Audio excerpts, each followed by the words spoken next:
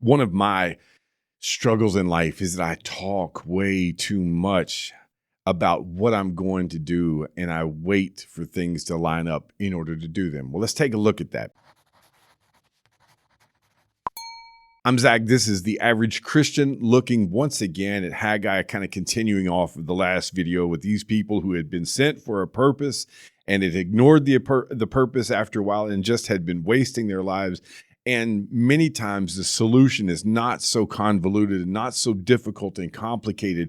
And I know so many of us struggle, and we got to fix all of this stuff in order to get to the point where we can make the change.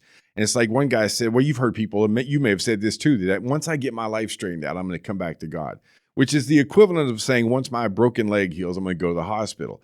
It doesn't make any sense, but I understand this because I do this very same thing and overthink it. Nike has the slogan, just do it. Here it is in the Bible. All right, so he's told them to consider their ways twice. If you don't realize where I'm coming from in Haggai chapter 1, you can go watch the video that was last released and see this, a video about when is it going to be time. And then you see him appeal to their sense of action here in verse 8. Go up to the hills. All right, they've been considering their ways. Go up to the hills, bring wood, and build the house. Just do it. Go do what you stopped 15 years ago, maybe for good reason. You can understand the fear, but go get the stuff, come back down here and build the temple that you volunteered to come here and build in the first place. The reason why I sent you here. And here are the two reasons. And for you who are wondering what your purpose in life is, here it is spelled out for you right here.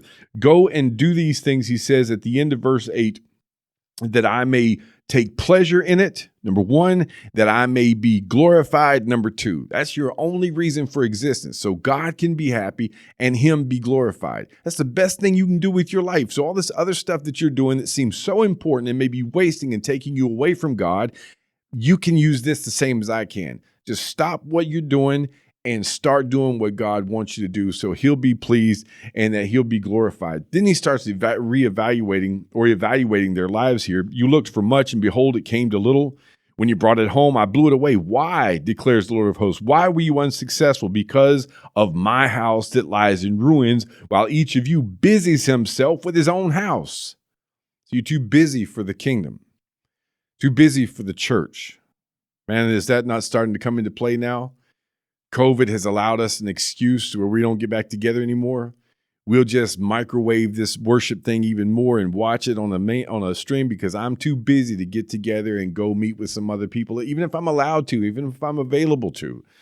Now I can just do it at home and microwave it even faster and make it even easier. Well, you're so busy with your own house, some of us are. These people were, and God is highly disrespected. And he's offended here. And he says, look, my house lies in ruins while you're busy with your own stuff. In verse 10, therefore the heavens above you have withheld the dew. The earth has withheld its produce. And I have called for a drought on the land and the hills, on the grain, the new wine, the oil, on what the ground brings forth, on man and beast, and on all their labors. Now you read the end of this chapter, and what was the reaction? Some 50,000 people in a 23-day span turned it around. You can find those dates in verse 1 and verse 15. In 23 days, turned it around and said, you know what? We just need to put down our lives and pick up God's purpose in life for ourselves.